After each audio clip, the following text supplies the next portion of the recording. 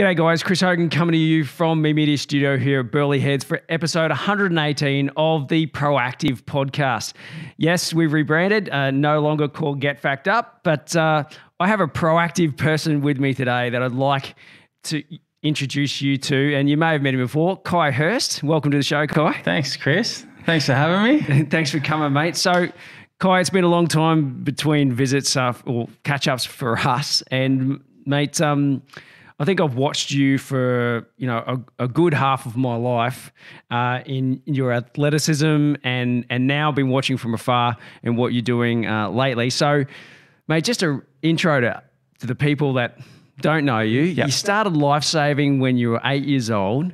You started Ironman when you were 14, and started trials for the Olympics in 1996. So, what age were you there? 15. 15.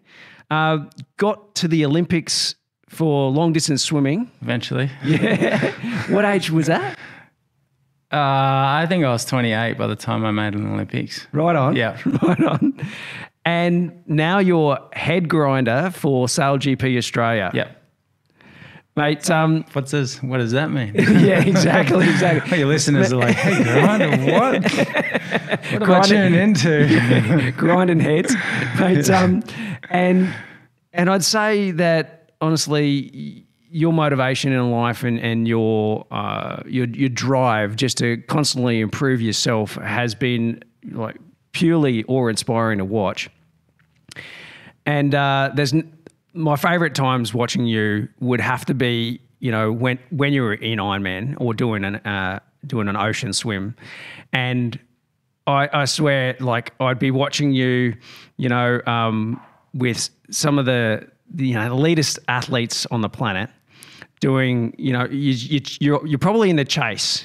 And this is when I would love to watch you most. You're in the chase, you're behind the pack, and then the swim would come last, it'd be the last leg. And then, mate, next to me, you start passing people. And I swear I'd be sitting on the edge of my seat just going, another one, guy. Yeah, come on. And then watching you swim like a dolphin in the ocean. I've never seen anyone swim like you, honestly. And, mate, they were got to be the highlights of me watching you as an athlete. And lo and behold, you'd come through and ride some ripples, ride some big waves, and come through and win the race, or maybe at worst come second or third in those particular times. And oh, mate, it was proper awe-inspiring. Thanks, mate. So one of the things, I guess, the reason why I've asked you here today is because you have a motivation and a get up and go like most athletes. And there must be some kind of, I guess, ingredient or ingrained, either physical ability or mental ability that all athletes have in common. So where do you think your drive comes from? A great question. Look, I think it's a hard one. I guess I've been lucky on many fronts. I think first and foremost, I've been really lucky because I've got good genes. Mum was an Australian cross-country champion, Australian swimming champion. My grandfather won, I think, he swept multiple Australian titles in the boats, surf life saving. My uncle was world longboard champion in the early 80s. So I think I've always had that connection to salt and the ocean. So I've always had a really good understanding of it. I started surfing when I was 2 years old. And then on the flip side of that, I grew up with nothing. So, basically mum brought us up, my brother and I, Dane. And, we've always had that work ethic where, if you want something done, you almost have to go out and, do it yourself, get it done yourself. And I've never been shy of hard work either. And I think that was instilled quite early in me. I started surfing when I was 2. I was in the local board riders at 5, 6, 7 years old. Discovered this thing called surf life saving because I always knew how to swim. Mum taught me how to swim. And surf life saving was, mate, it was like a duck in water at the end of the day. I loved the movement of it. You know, you'd go down on a Sunday morning and, you know, you'd join all your mates, you know, you'd do some beach activities and water activities, etc. You got to learn about the ocean, how she moved and broke, and, you know, how Mother Nature was and reacted. And it was always different. It's like, you know, it was a different fingerprint every single day. So, and I really like that concept of it. And, you know, not only hard work, you know, by creating your own luck through hard work, you know, you also got to use Mother Nature and use what she had out there. So there were so many aspects, I guess, with surf that I really enjoyed. I could have gone down the surfing line. I don't think I was ever good enough of a surfer. You know, those guys absolutely rip, and you see them today, and you're seeing 6, 7, 8-year-olds on skateboards and surfboards just doing some crazy stuff. So, you know, that's evolved as well as, you know, surf life saving and swimming. And I guess I just juggled the two sports for a really long time. You know, where does that proactiveness come from? Where does that drive come from? I think Mum at the end of the day, and her dedication and hard work at the end of the day to get up every single morning at 4:30 to make sure, you know, we're at swimming and we didn't miss a beat, and, you know, we're religious in that sense. I think it was just those years of back-to-back, you know, years of, you know, that discipline that gave you, I guess the difference is that, you know, from a really young age, it gave you goals. It taught you how to set goals, whether they were short-term or long-term.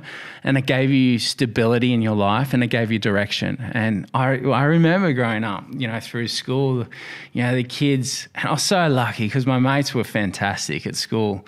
You know, early on in the years, they were like, you know, come to a house, you know, house party, or we're going down here to hang out Friday. And they end up being late nights, you know, from being really young. But I had to train the next morning. So I got to a stage where I was like, you know, I can't do it. I've got to train the next day, because it was just too hard to do both. But they got used to that. And after a while, they just understood, which was really good. So, you know, I'd surf with them Saturday afternoons or Sundays, or, you know, whenever I wasn't training. So I was really lucky to have a really good circle of friends, a motivating mum at the end of the day, and, you know, a younger brother that was in the same sport. And, you know, he was as passionate as I was. He won an Australian junior Ironman title as well as other, you know, surf titles. And, you know, I think we were in the Ironman series together at one stage, racing each other, which was really cool too. And I think that's where it came from. And I've always loved change.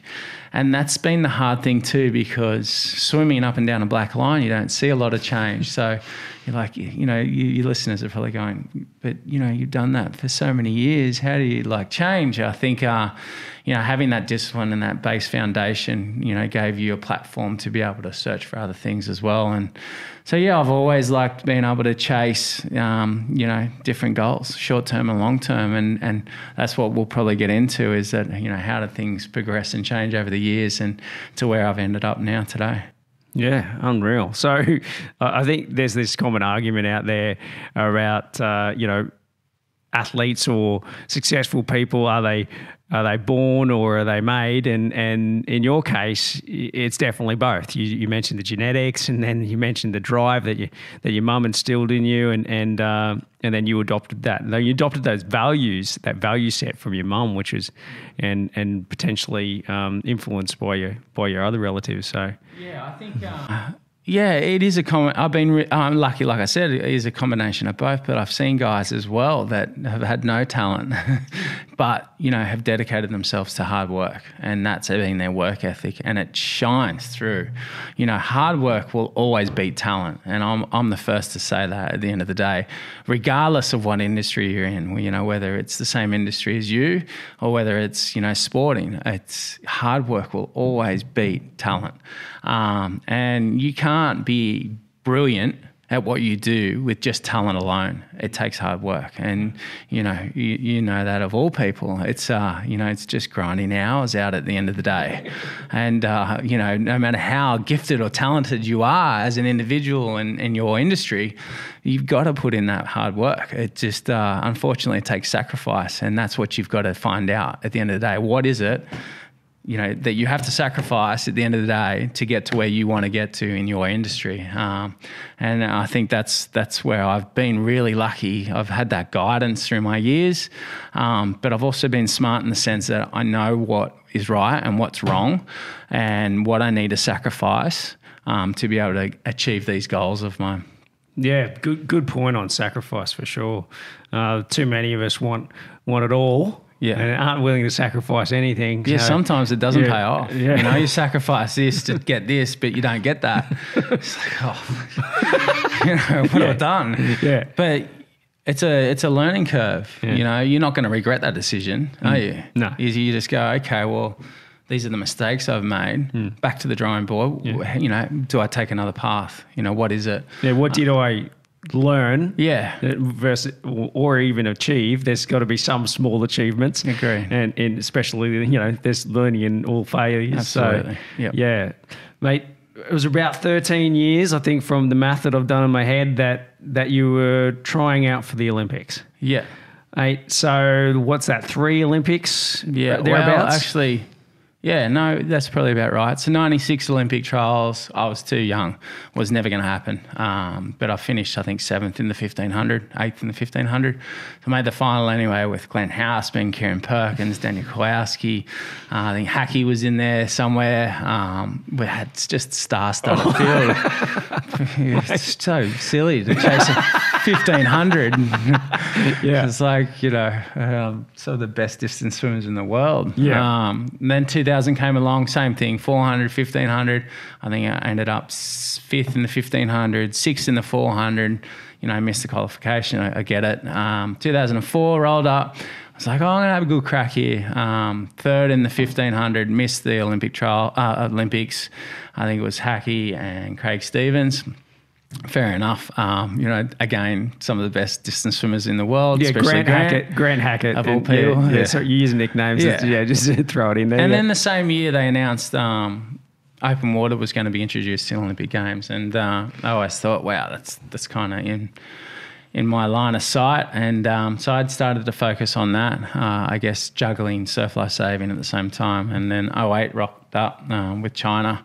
And it went really well. Our Olympic trials were coming up. Grant Hackett put his hand up. Craig Steve, all the best 1,500 metre swimmers all put their hand up saying, we're doing open water the 10K. I was like, no. I'm like great mates with those guys. And Hackey, I'm like, mate, what are you doing? Give us a shot. No, I just said, you stayed in the pool, mate. Stay in the pool. 4x2, the 2, the 400, the 1,500. Mate, you can get 4 Olympic golds right there. You don't need a 10K to your list, do you? It is. It's like, come on, mate. But yeah, he still raced. So anyway, we got through that. We finished 1 and 2 at our Australian trials, which was great. We went to Spain for the World Championships. This was the second selection period trials to qualify for the Olympics for the 10K spot. And 85 open water swimmers, best open water swimmers in the world, which was ridiculous. And one 10K race, no second chances. So how it worked was for our... It was in a lake, wasn't it?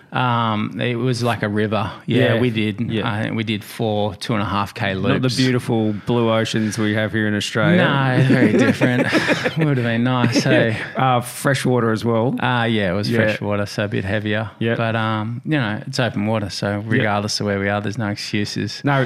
What I was what I was talking about before about watching you ride ripples. There was I needed ripples. I wish. Yeah, I wish it was. Rio was that. Yep.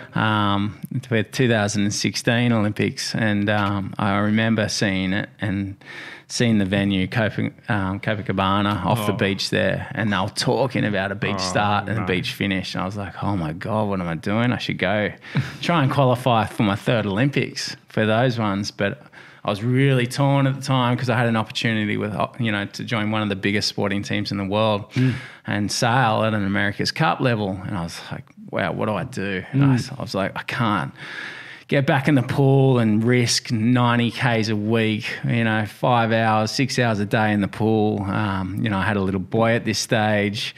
just to sacrifice all that just so I could go to another Olympics would have been really self-centered, I think, at the end of the day. But to say that, to be able to have an opportunity with Oracle, like Team USA at America's Cup level, to sail some of the fastest boats in the world, it drew me and it really sucked me in. So, yeah, look, long story short, 2 Olympics, 08 and 2012 were amazing. To qualify, at those World Championships in Spain was so amazing. I remember I had the whole family there. It was really cool.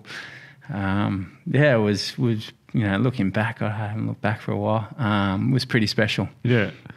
And mate, how did you stay motivated after, trial after trial after trial and just not getting in? Yeah, motivation. Man, that's a great subject. Just that alone. Yeah. It's a tough one to stay motivated. It's same with you. When we've been in our industry for so long, how do we stay motivated? How do we, waking up every day going, I'm going to go to work, do the same thing up and down the black line, and over and over and over and over, repeat. Yeah. But you got to be creative, and you're very creative. You can see that and the work that you do. And, it's about, like I said, it's goals, short-term, long-term goals. It's about mixing things up, being creative in the way that you approach things, training, different aspects, different training groups, different coaches. So what would a short-term goal sort of look like in short the swimming term, world? probably, what's going to happen over the next 12 months. That's probably a short-term goal to 2 years. Long-term goal, where do you see yourself in 3 or 4 years? What is it? The Olympics were long-term goals because they did roll around every 4 years. Short-term goals are, smaller things like, for instance, a short-term goal now for me is I'm getting ready for next season's, SAL GP. It's been announced that we should be racing in April next year. Fingers crossed it happens because this whole year got axed. So now I'm in a rebuilding phase. What do I do in between now and April? So I'm God forbid you actually go and sit behind a desk, mate. It's been done. It's been done. Jesus, that would kill Kai Hurst. The Kai Hurst I know, that would kill him. So many people are going to attack me here. I thought swimming up and down a black line was boring. Could have stabbed myself in the foot that many times sitting behind a desk. Gosh, that killed me. I did it for a few years, and maybe it was just the work that I was doing. No, you're a fish out of water. Just mundane, and it was just Excuse the pun. It was breaking me. We just weren't getting anywhere. For the company that I was working with, and I could see some really cool things that could have happened, and probably should have happened in hindsight. But it just, things were just slow, and I like to make things, sort of tick over and happen. So, and that was completely out of my control. Where, sport is in my control. I can make things happen and do things, and I guess that's where we are now. And we keep coming back to being proactive, and I felt really stagnant there for a few years. When we lost the America's Cup.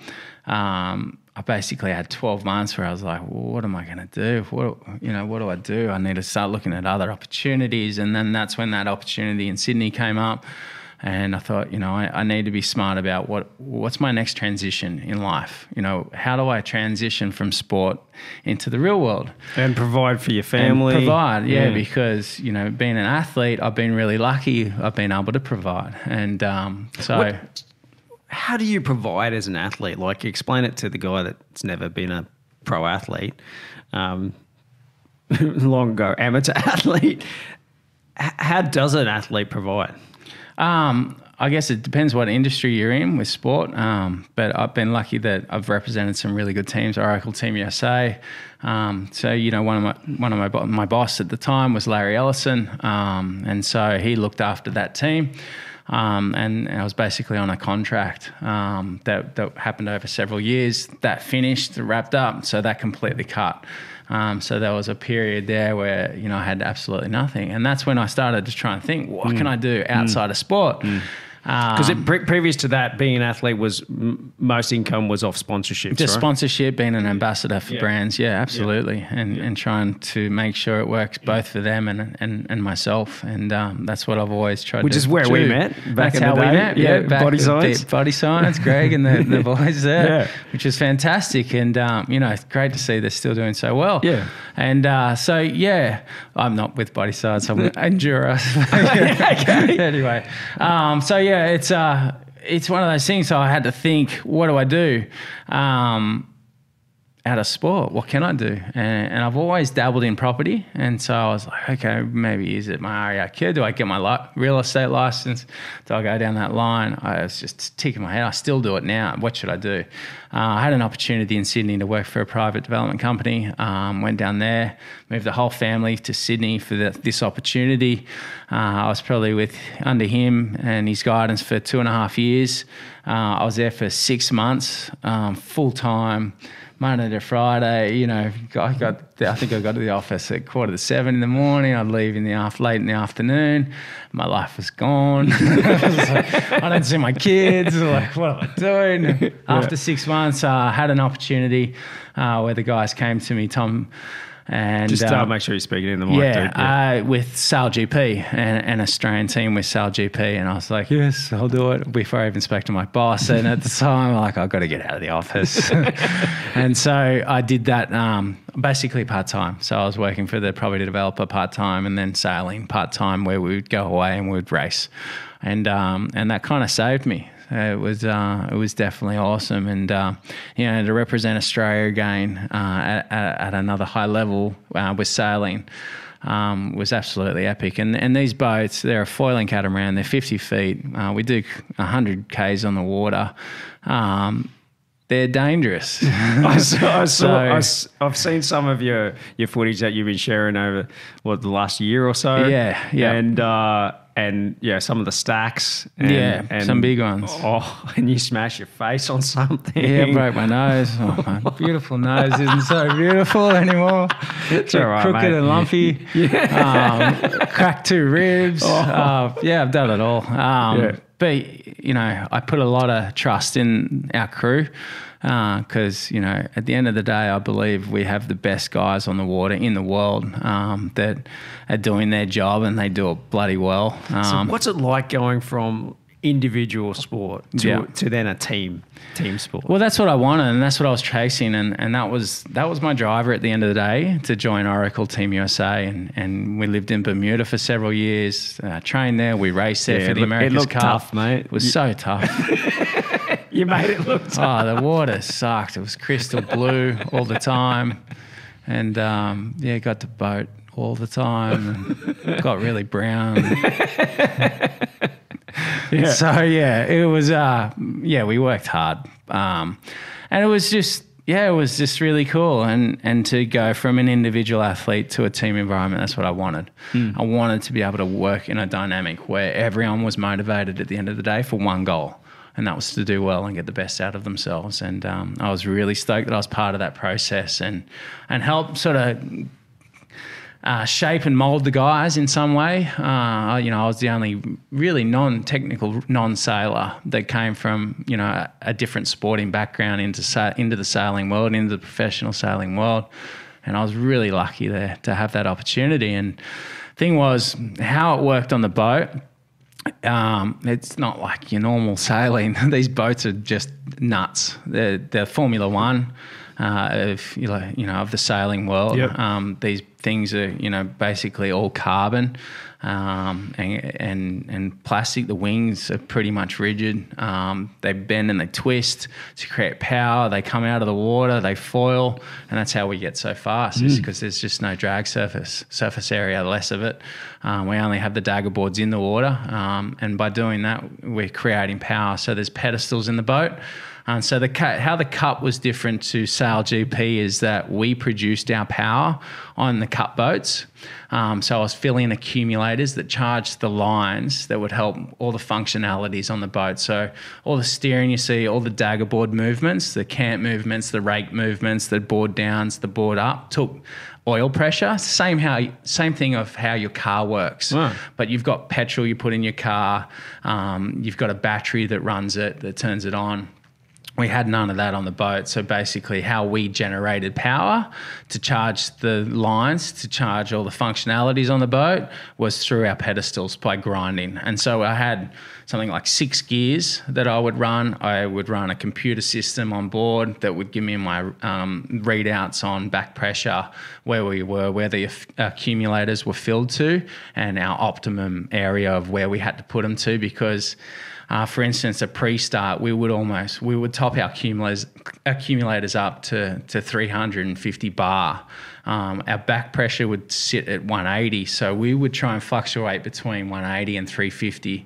And this is almost 5,000 psi of pressure in our system, so it was a lot of pressure. Yeah. For instance, your car tires run 42 psi. So there's pushback when you're pushing. There's pushback, and the more pressure you put in the system, the harder the load, and that's where the 6 gears came into gear. Right. But by picking a lower gear, it means a higher RPM but less push through for the system. Yeah. Basically, oil will move slower. Is it leg or arm movement? So New Zealand came out with the bikes, but we stuck with the arms.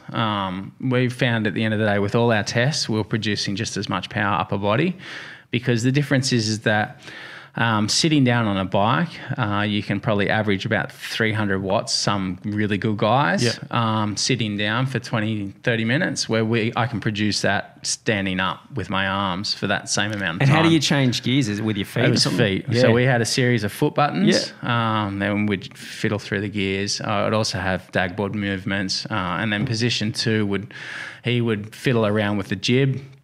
That is the front sail on the front of the F50s. So that was all the cup stuff. Move on to Sail GP. Now I get to race for Australia, which is amazing. So the boats have been modified. So we've taken out 1 crew member. We've taken out 2 pedestals on the boat. We now run with 1 pedestal. But we have these massive power packs on board that fill our accumulators, and they work at a frantic rate and sometimes overheat. And I'm like, well, now you know how I used to feel. I would overheat too. But we shut down the boat where before we couldn't shut down us. Anyway, so before you had 2 grinders, basically, is that right? We did. Yeah. And now you've got 1. And now only 1. And that's you, head grinder. Yeah. Grinder now. Oh, well, we got 2 grinders. Okay. Sorry. So we had 2 pedestals. We've only got 1 pedestal now. Okay. On each side of the boat, port and starboard. Yep. But we're not filling accumulators anymore. Basically, what we're doing now is that I help the wing trimmer. The wing trimmer sits there, and he's the guy that predicts how fast the boat should be going, and our speed, our ride height, and I help assist him. So I'm basically his backup and making sure that he's got power on wheel to pull on the wing sheet. And so what I'm doing is I'm trying to read the optimal ride height, depending whether we're upwind or downwind, the optimal amount of heel, whether we're upwind or downwind, and always making sure that I'm listening to his calls if he needs a trim. Unreal. Yeah. So how many crew are on board at one time? 5. Yeah. Only 5 of us. Yeah. And who's this? Is there a skipper? Yeah. And making calls and all that sort of stuff? So that will generally go between. So I'll give you a rundown of the 5 guys. There's myself in 1. Yeah. Sam Newton is in 2. So he helps me produce power. He'll also trim the jib. Position 3 is our flight controller. So he is like a plane.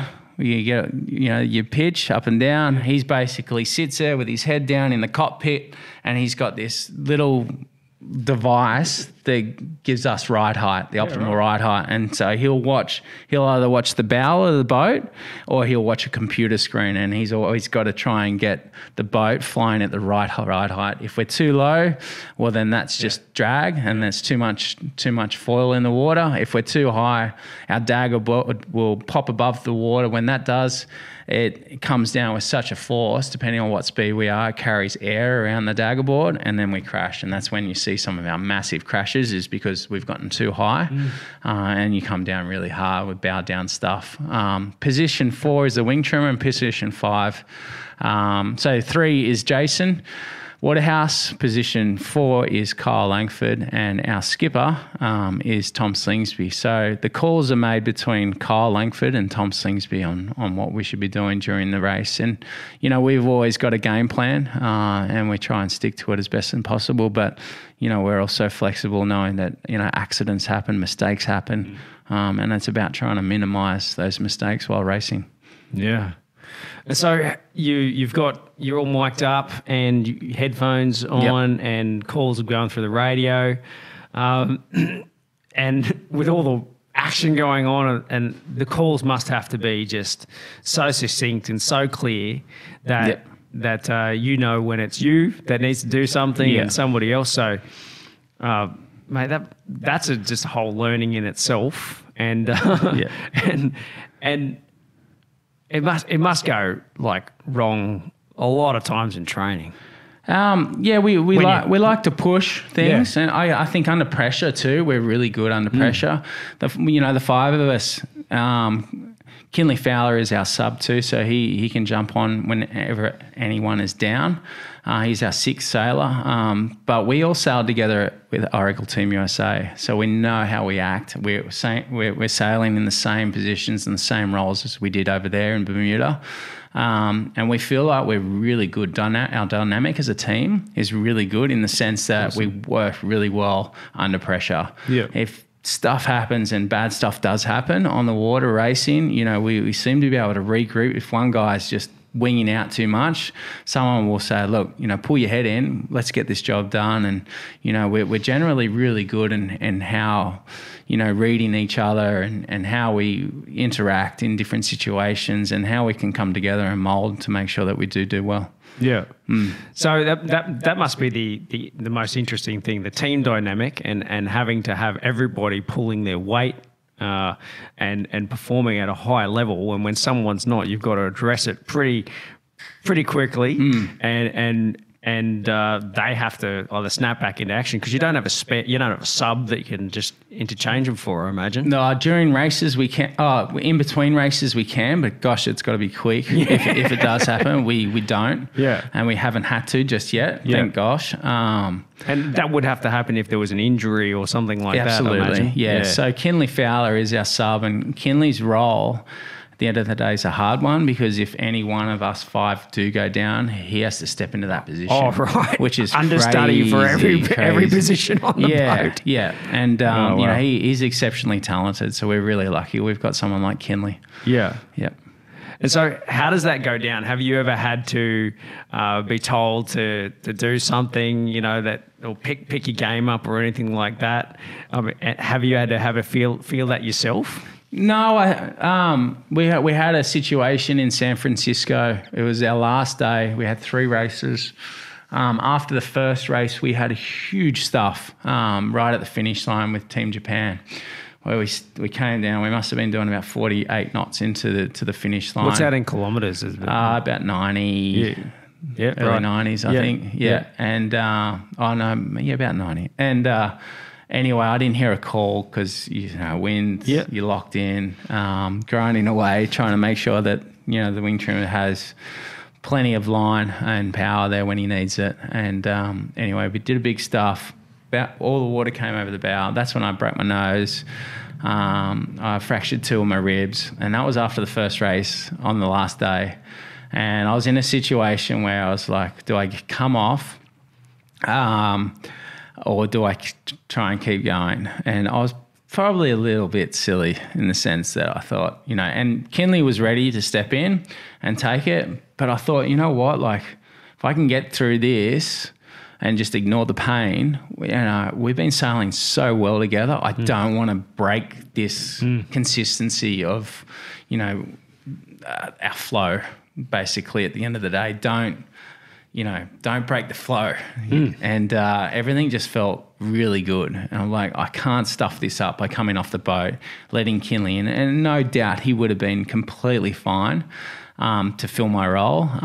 But it was probably a bit of an arrogance call where I stayed on. I was like, I'm going to get through these 2 races. It's got to kill me to get me off. A couple of sore ribs and a sore nose isn't going to get me off. So I got through the next 2 races somehow. Didn't feel anything somehow.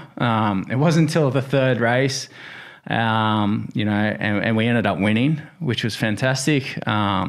It was the ride in from the last race to the presentation. I started to go, oh man, because when I broke my nose, I broke it back, so it was fine. It was just a little bit of blood. You just got the hand in there and just gave it a go. I just cracked it back because I'd broken it before, so it's pretty loose anyway. And so it wasn't, basically when we got to the presentations, just before the presentations, I was like, fuck, Sam, my ribs are so sore. And he's like, yeah, no, it's all good. Anyway, we had to sail the boat back to base. Not a race. Just we had to get it back after the presentations was all done and over. I actually had a couple of beers. That didn't help my ribs at all. And I remember the sail back. Like I couldn't lift my arm above this. It still hurts and that was a year and a half ago. Wow. Yeah, and I ended up finding out that I had 2 cracks in my ribs. But we got through it, and so we ended up working out. But I guess that was the only situation that we've sort of come across where, we've had to make a call where someone has had to come off. Jason Waterhouse, he's probably going to kill me for this, but he's like a piece of straw in the wind. The guy's just so little, and he's our flight controller, and so he's our most delicate on board, and he's always the last to cross. And that's when I get most nervous, is because a lot of the crashes will come down to me and me making a mistake potentially, and Jason when he's on the flight controller. But when he crosses, I try to make sure that our ride height and the amount of heel we have on the boat is flat and sturdy so he can get across safely. Makes me nervous in some conditions when I see him crossing and I'm on the handles, because I can make the boat actually do some bad things if I want to, stop grinding or overgrind. So there's been a few situations, and he Olympic campaign as well, Jason. He's been in multiple Olympic games, and I think he's a silver medalist. He should be going to, I think he's qualified for these Olympics to come, and hopefully they have it. So the next year when we're racing, same thing again. We're going to have to be really careful with Jace, because if we hurt him on the 50, potentially we'll sacrifice him for the Olympics, and we don't want to see that.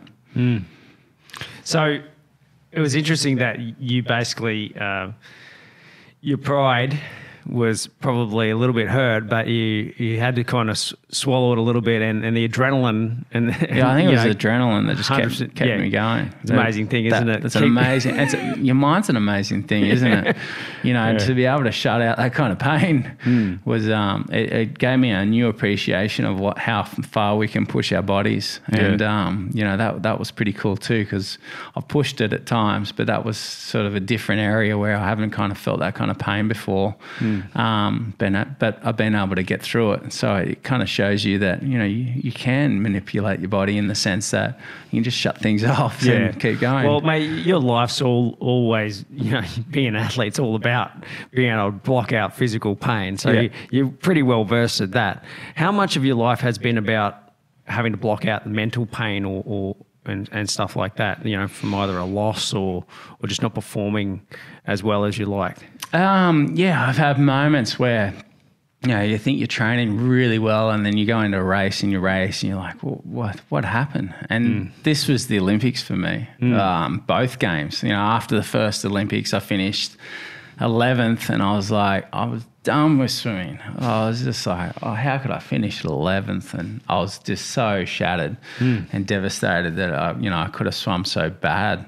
It wasn't in the sense that I swam so bad.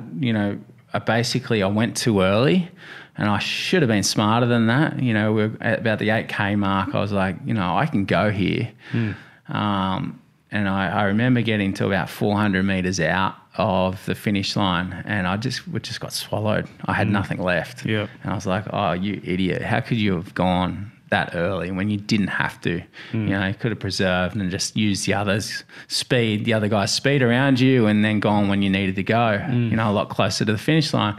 Anyway, that ruined me. And so I had a really good break from swimming after that. Got back into surf, played around with surf. And then, that was sort of after 08. And then I made a decision a couple of years out. I'm like, you know what, I can't finish any worse than 11th if I go to another Olympic Games. And London would be sick. We know how cool London is. Yeah. You know, our banter between the two countries is awesome. Let's go to the Games just for the banter. Yeah. Anyway, so I was like, you know, process again. Did the whole thing again, swimming, dedication to swimming, and qualified, no worries.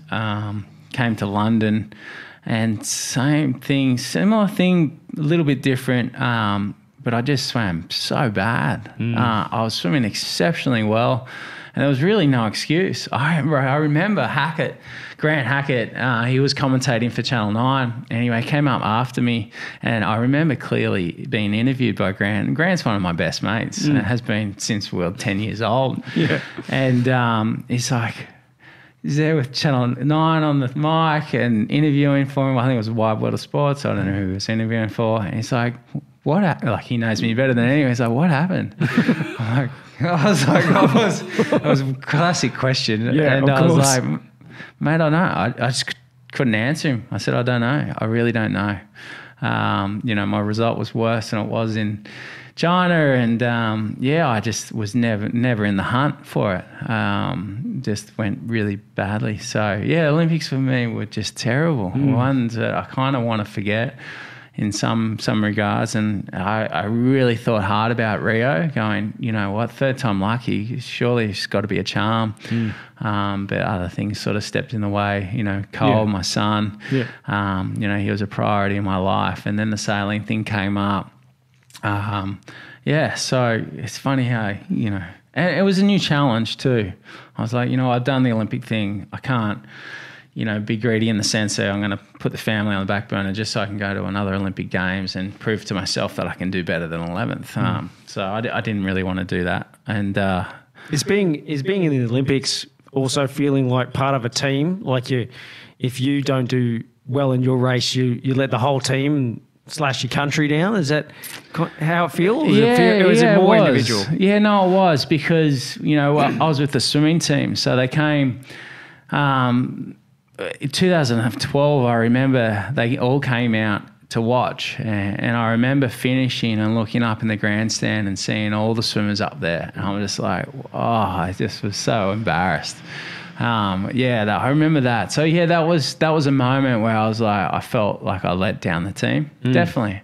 Yeah, for sure. Because again, that ruined me after that one. You know, I've had so many great moments in my life and so many shockers as well.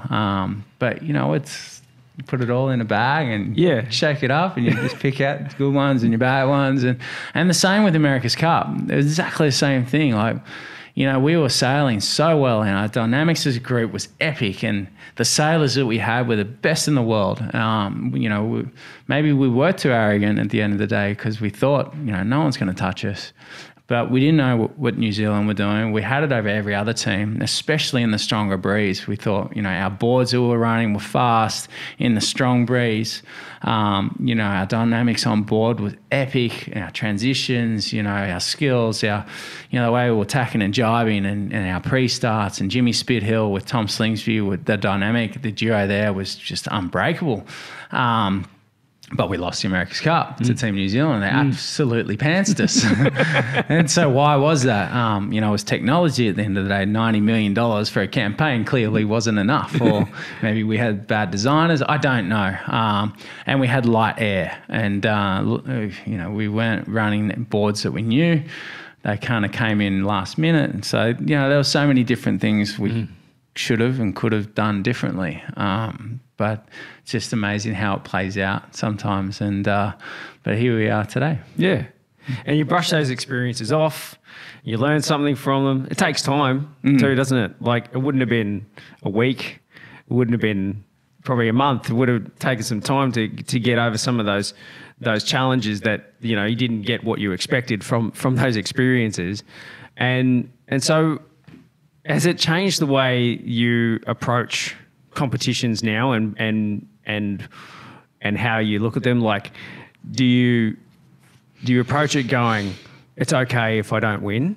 Or is it like there's only one option here. I'm going in to win? With Sail GP and our Australian team, it's a good question because we go in with one intention, and that's to win. Because we know, I hate sounding arrogant, but okay, let me phrase it a different way. I know how good our guys are. They're the best sailors in the world on our Australian team. I get that there's a Ben Ainsley on the British team, and the New Zealand team have just been announced for next year as well, for Sail GP, which are going to be tough. But I still believe that Tom Slingsby is better than Ben Ainsley. Our Kyle Langford is better than any wing trimmer in the world. I believe Jason Waterhouse on our flight controller is the best guy in that position, hands down, over any team. And then positions 1 and 2, well, I'm happy to go to competition with anyone on the grinding pedestal. So I think that I'll have covered, and my agility across the net is fine. So I don't know. I got so much belief and trust in our guys on board that, every time we hit the water, we have one intention. And the only ones we let down at the end of the day really are ourselves, because if we lose a race, it's because we made a mistake, and it's as simple as that. And that's what we're trying to get better at, is trying to minimize our mistakes, because when we race clean and safe and we don't make mistakes, we're untouchable. And so why can't we do that every time? But we don't do that every time. So it's trying to address that and get better at it. So belief in yourself, belief in your team, belief in the cause that you can win, and that shit might happen, but it's like you got to put that out of your mind almost, don't you? And go for the win. Yeah, that's what we try to do. But there's obstacles with every challenge that we face, and so how do we get through them or around them or over them or under them? Sometimes we can't. But again, it's a learning experience, and that preparation, right? And preparation too.